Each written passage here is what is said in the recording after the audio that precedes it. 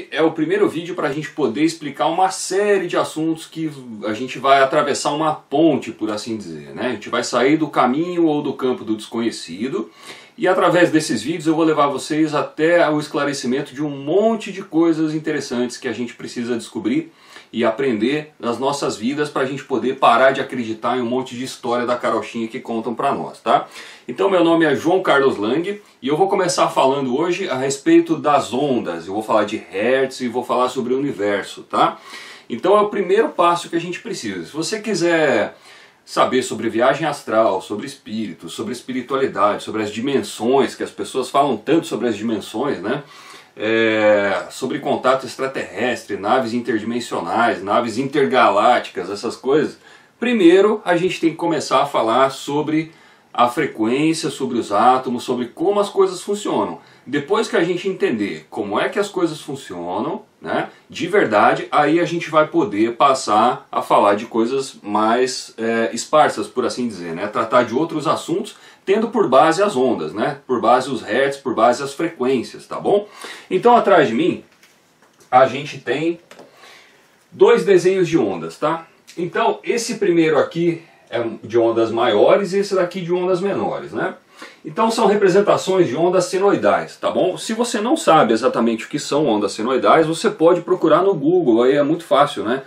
Entender sobre ondas senoidais, tá? Então é o seguinte, esse traço preto é a origem da onda, ou seja, de onde a onda parte, né? Então vamos dizer o seguinte, supondo que aqui, entre uma crista de onda e até a outra crista, eu vou ter então uma onda, tá? Então quer dizer que entre um topo e o outro topo, eu conto uma onda. Então vamos supor que nesse período aqui, para que eu tenha uma onda, eu tenho uma onda lançada a cada 1 segundo, né? Então a gente vai chamar isso de 1 Hz, né?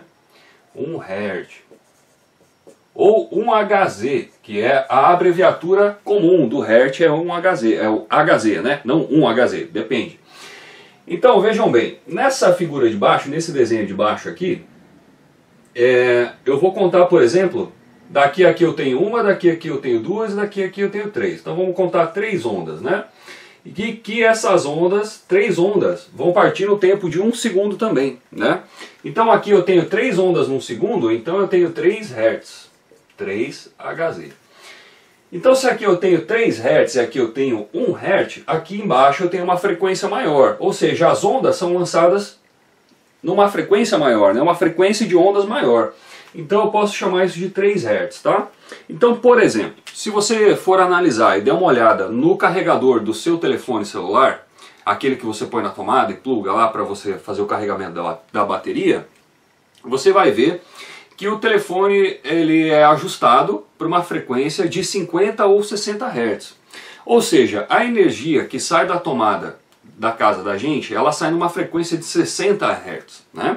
Então aqui eu estou dando exemplo. Se aqui tem 3 Hz, são 3 ondas que saem num segundo. Então na tomada da casa da gente saem 60 ondas num segundo. Por isso que a gente chama de 60 Hz, tá? Então essa questão do Hertz tem que ficar muito clara, porque senão depois você não vai entender o resto das coisas, tá? Se você quiser fazer mais pesquisa sobre as ondas, tudo bem, mas eu estou dando um exemplão aqui, bem simplão, a respeito das ondas. Eu não vou me aprofundar muito nisso, porque não é necessário para o nosso caso, tá? E aqui os vídeos vão ser bem simples, tá? Então a gente vai tentar simplificar ao máximo, para que as coisas fiquem bem claras, sem muita firula, sem muita enrolação, para a coisa ficar nítida, clara, objetiva e concisa, tá bom? Então, continuando a falar sobre as ondas, se a onda que sai da tomada, né, energia elétrica, ela sai com uma frequência de 60 Hz, então quanto será que dá numa pessoa? Quanto será que a gente pode medir isso? Como será que a gente pode fazer, né? Então uma pessoa tem diversos tipos de ondas cerebrais, tá? Então o cérebro da gente também emite ondas, né? A gente tem emanações de ondas cerebrais, o nosso coração emite ondas também, né? Isso é descoberto, é comprovado pela ciência. Acontece o seguinte, que o cérebro da gente, quando a gente está num estado de relaxamento muito profundo, a gente tem ondas bem baixas. Então a gente tem 2, 3 Hz, 4 Hz. Se a gente começar a aumentar a atividade cerebral, as ondas cerebrais também aumentam. Então, por exemplo, uma pessoa que está num estado de resolução de problemas, ela está muito focada, ou está, por exemplo, num grande estado de estresse, ela pode alcançar até 30, 40 Hz, tá? Mas a média que as pessoas usam é de 10 a 20 Hz, na média mais ou menos isso durante o dia, né? No dia a dia, tá? Então vejam bem, uma tomada 60 Hz, uma pessoa de 10 a 20 Hz, aí mais ou menos isso, né? É difícil uma pessoa que alcance mais de 50 Hz, 60 Hz, né? Você vai estar vibrando numa frequência de uma lâmpada praticamente, né? Mas a gente vai aprofundar o assunto, calma lá, tá? Parte por parte pra gente desfazer os dogmas aí, tá bom? Quando eu tinha 16, 17 anos, eu conheci um senhor, né? E esse senhor, a gente chamava ele de Seu Chico, ou Dom Chico. E até que eu fui descobrir que o Dom Chico, Seu Chico, era um extraterrestre, né? E até hoje muita gente duvida, né? Então tem um livro chamado Roswell, um sobrevivente, que foi escrito pelo Domingos Francisco Martins Araújo. Eu não conheço bem o Domingos, eu conversei com o Domingos uma vez só. Mas o Domingos, ele escreveu um livro contando a história do Seu Chico como extraterrestre na Terra. Mas eu conheci o Seu Chico pessoalmente também, né? Mas o Domingos escreveu um livro e conta toda essa história. Por que eu estou falando disso? Porque o Seu Chico ensinou para mim, né?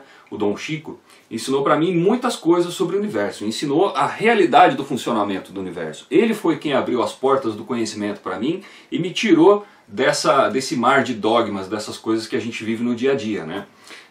Me tirou das crenças idiotas, né? E se vocês quiserem, vocês podem procurar esse livro, Roswell é um sobrevivente. Eu não sei quanto custa, né? Mas é um livro bem interessante, vale muito a pena ler e conta uma história real. O Seu Chico, de fato, foi um extraterrestre que viveu entre nós durante aproximadamente 50 anos. Eu conheci ele, fui na casa dele, depois das coisas que ele me explicou, eu passei a ter o contato com os OVNIs, enfim. Essa história eu vou contar em separado ou durante os vídeos aí a gente vai explicando, tá? Mas o que ele me explicou? Para começar, ele explicou, eu vou representar aqui de uma forma gráfica, tá? Não é científico, não é a realidade nua e crua, é de uma forma gráfica para ficar fácil de entender. Então o que Seu Chico ensinou? Ele ensinou que o universo conhecido, ele é formado por duas energias. Então essas duas bolinhas representam cada uma energia. Então aqui eu vou colocar uma energia e aqui outra, certo? Então são duas energias. O que elas fazem? Essas energias, elas atuam uma contra a outra, tá? E atuando uma energia contra a outra, vai gerar uma terceira energia. Então aqui eu tenho uma energia, aqui eu tenho outra energia, no contato entre elas, na pressão, na junção, no encontro entre elas, vai surgir uma terceira, tá? Uma representação gráfica. Essa terceira energia viaja, certo? É aquilo que a gente chama de energia mãe, a energia criadora de todas as coisas, tá? E aí a gente vem com essa energia viajando, ela completa um ciclo até que ela retorna para o ponto de origem. E daí? O que ela faz? Grande coisa que o universo funciona entre duas energias. E daí? E daí que tudo aquilo que existe, que a gente conhece, e tudo aquilo que a gente não conhece, tudo aquilo que você não tem capacidade de observar com os seus 5 sentidos naturais, ainda estão vivendo, estão existindo, estão sendo criados o tempo todo nessa malha de energias que a gente chama, porque é uma malha de energias, né? Que eu represento aqui com uma linha vermelha. Essa malha de energia é que dá origem à matéria, certo? E a matéria, ela é dada em 7 estados, tá? 7 estados da matéria. 7 estados da matéria. Por que 7 estados, se a gente conhece na Terra sólido, líquido, gasoso e agora tem o plasma? Há não muito tempo atrás descobriram o plasma, né? Então eu vou explicar como é que funciona essa formação de matéria para depois voltar ao funcionamento do universo de novo, tá? Então primeiro, para a gente poder falar a respeito de matéria, poder falar a respeito de formação de matéria, a gente tem que entender como é que funciona um átomo, como é que um átomo existe, né? Como é que ele é formado. Então eu não vou dar detalhe científico e não vou entrar nas profundezas de um átomo, porque não é necessário. Você pode pesquisar como é que funciona um átomo, mas eu vou explicar. O átomo, ele é formado por elétrons, né? Elétrons, nêutrons e prótons, né? E prótons. Certo? Isso é o que a gente aprende na escola, isso é o que a gente aprende por aí, indo para a escola, indo para a faculdade, enfim, né? Mas acontece que antes da formação desses 3 elementos aqui que formam um átomo, a gente precisa de outras coisas. Quer dizer, de onde isso parte? Como é que surge um elétron? Como é que surge um próton? Né? Como é que um átomo se forma? Do nada, assim, espontaneamente ele se forma? Então, primeiro a gente precisa do bóson de Higgs. Bóson de Higgs. Como assim? O que é o bóson de Higgs? O bóson de Higgs, ele é a partícula elementar. Ele é aquilo que os cientistas deram o apelido de partícula de Deus. É aquilo que eles encontraram de menor, materialmente falando. É a menor partícula, a menor matéria que eles já puderam encontrar. E eles dizem que a partir do bóson de Higgs, você tem a formação, então, depois dos quarks, né? E aí, com os quarks, você tem a formação dos elétrons, nêutrons e prótons, tá? Então, basicamente é isso. Mas, para a gente poder chegar no átomo em si, né? Digamos que aqui, então, seja o átomo, e o negócio vai ser simples, não adianta reclamar, falar, ah, que negócio escroto, largado. Não é largado, é simples para ser objetivo, tá bom? Não se preocupe. Então, aqui eu tenho um átomo, certo? A constituição de um átomo. Só que para chegar no átomo, eu preciso do bóson de Higgs e preciso dos quarks, ok? E aí tem um videozinho muito interessante que você pode assistir, que é esse que você vai acompanhar aí com a gente agora, que fala sobre a teoria da mecânica quântica, né? Do funcionamento quântico das coisas. Acompanha aí, assim que terminar a gente volta aqui.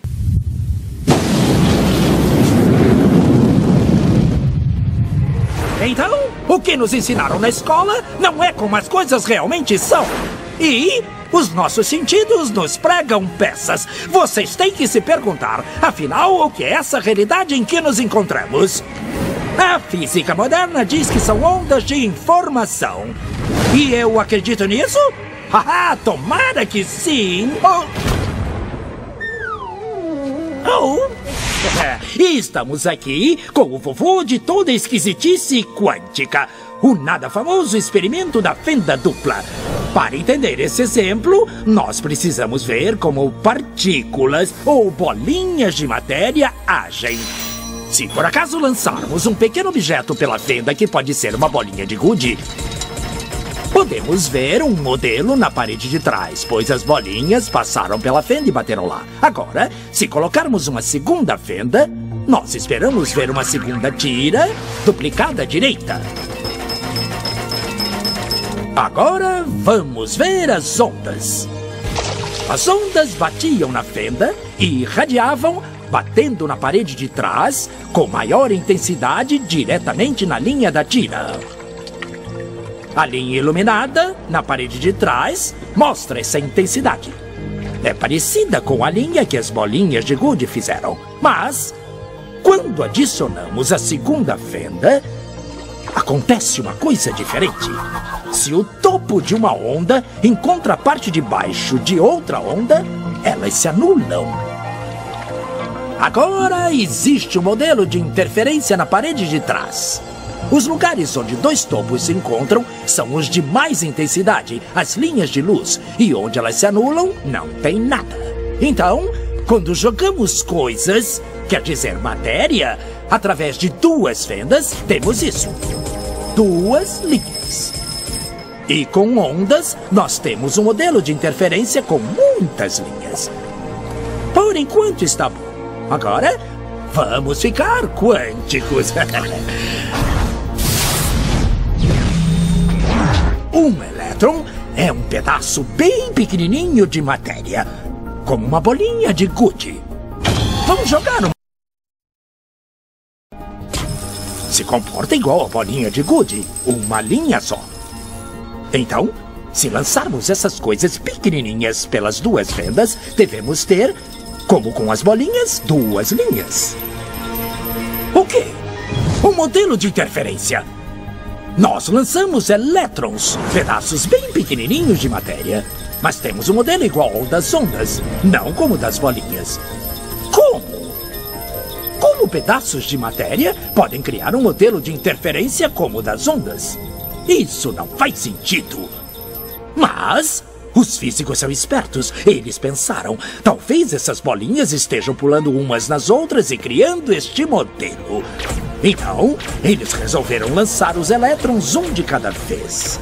Assim, não teria jeito de interferirem um no outro. Mas depois de uma hora, o mesmo modelo de interferência estava aparecendo. Não existe outra explicação. O elétron sozinho sai como uma partícula, se torna uma onda de potenciais, passa pelas duas fendas e interfere consigo mesma para bater na parede como uma partícula. Mas, matematicamente, é mais estranho ainda. Passa pelas duas fendas e por nenhuma. E passa por uma só e passa só pela outra.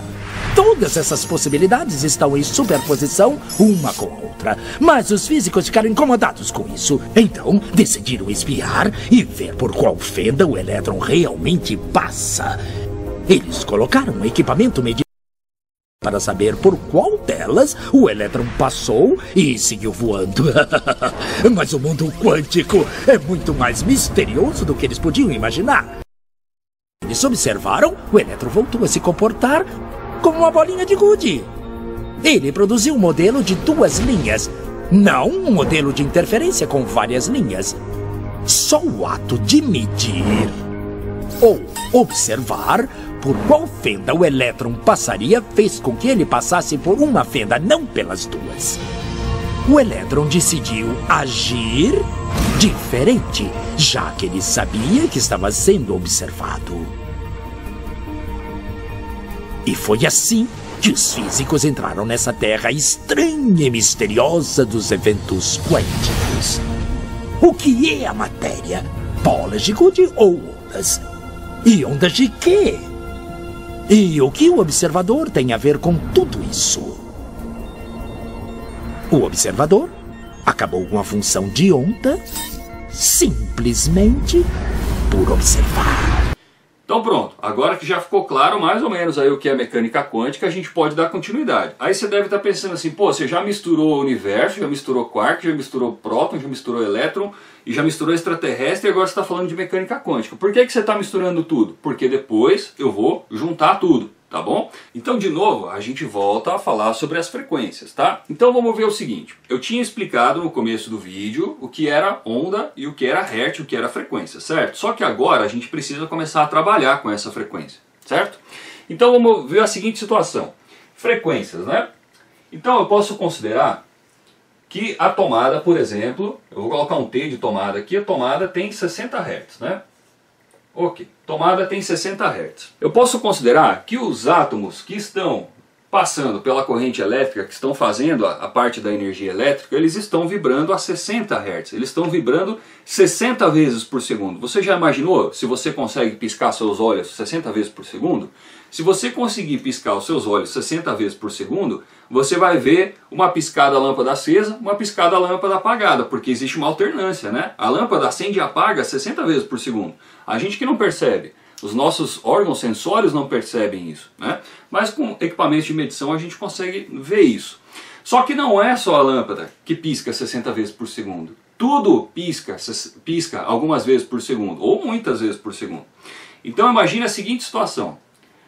Olha essa caneta, tá? É da mais baratinha que tem, mas não importa. Ela está piscando várias e várias vezes por segundo. Sabia? Você consegue ver isso? Você não consegue ver, porque ela está piscando milhares de vezes por segundo. Muitos milhares de vezes por segundo. Porque é átomo, e o átomo vibra, ele vibra numa frequência. Então essa caneta está apagando ou desaparecendo e aparecendo muitas vezes por segundo. Só que os meus órgãos sensórios percebem que ela existe. Só que se eu conseguisse piscar os meus olhos na mesma velocidade que essa caneta vibra, ela ia desaparecer aos meus olhos. Entenderam? Ou se eu conseguisse parar o tempo no momento entre uma piscada e outra, ela ia desaparecer. Por que eu estou falando isso? Porque isso aqui é átomo, isso daqui é frequência.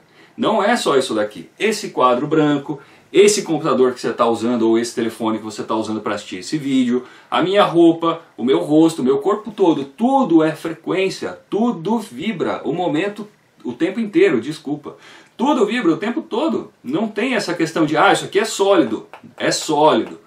Tá? É sólido às nossas percepções, é sólido aos nossos 5 sentidos, mas não é sólido. É energia. Como que isso pode ser energia? Então eu vou explicar. Então, agora eu vou falar sobre a água. Eu vou pegar como exemplo a água. A água é um tipo de elemento, né, que a gente conhece em 3 estados da matéria: líquido, sólido e gasoso. Então, como eu disse, tudo vibra. Tudo tem vibração, porque tem átomos e o átomo vibra, certo? Então eu vou mostrar de forma de exemplo para você começar a entender como é que as coisas funcionam dessa questão da vibração. Então eu vou dar exemplos de números, não são números exatos, científicos, comprovados e medidos em laboratório. São números chutados a esmo para que você compreenda como é que a coisa funciona. É só exemplo, tá? É só título de ilustração. Então vamos imaginar o seguinte, eu tenho água no estado gasoso, líquido e sólido, beleza? O que faz a diferença entre o sólido, líquido e gasoso? O estado. O sólido é duro, o líquido é mole, o gasoso a gente não percebe. Por quê? O que faz mudar? O que é que faz isso modificar? É isso que eu estou querendo entender, é isso que eu estou querendo explicar para vocês. Então vamos lá. O que faz as coisas mudarem é a vibração. Então vamos imaginar a seguinte situação. Eu tenho um gelo, um pedaço de gelo que é água sólida, certo? Então eu vou imaginar que esse gelo, a título de exemplo, ele está congelado e ele vibra, vamos supor, a 1000 Hz. Tá? Esse gelo tem uma frequência de 1000 Hz. E aí, como é que eu faço para o gelo deixar de ser gelo? Para ele deixar de ser sólido e passar para líquido? Eu vou precisar de energia. Que energia? Energia calorífica, certo? Então vejam bem, com energia calorífica eu vou aquecer o sólido e ele vai passar a ser líquido.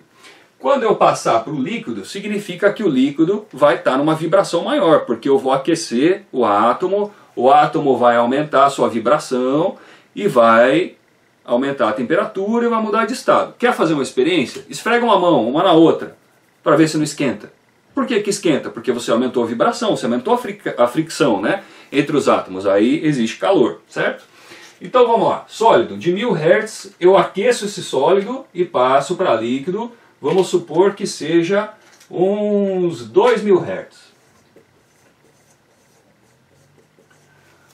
O que aconteceu? Aconteceu que o átomo que vibrava a 1000 Hz não deixou de ser átomos de água, não deixou de ser moléculas e partículas e coisas da água, coisas químicas da água. Continua sendo água, só que numa frequência de 2000 Hz. Se a lâmpada que pisca 60 vezes por segundo você já não consegue ver, imagina um átomo vibrando a 2000 Hz. É um exemplo, né? E aí, o que acontece? Acontece que virou líquido. Aí eu posso aumentar a vibração dele até que vai ferver, né? Aí se eu aumentar a água para 100 graus Celsius, o que acontece com a água em 100 graus Celsius? Ela ferve, ponto de ebulição da água. Aí quando ela ferve, o que acontece? Ela muda de estado, ela vira gás. Para ela virar gás, ela vai ter que passar aí por uns 3.500 Hz. Tá? Então vamos supor que são 3.500 Hz. É um exemplo, não é número científico. Então olha só, qual é a diferença fundamental da água, do gás, líquido e sólido? Só vibração molecular, só vibração do átomo. Então, quer dizer que dentro do seu corpo você tem os seus ossos vibrando numa frequência, teu sangue vibra em outra, e no teu sangue tem partículas aí que vão vibrar em vibrações diferentes, em frequências diferentes. A sua pele vibra numa outra frequência, a camada de gordura, a camada de posa vibra. Eu acho que eu não tenho camada de posa, mas eu sei que ela vai vibrar em outra frequência.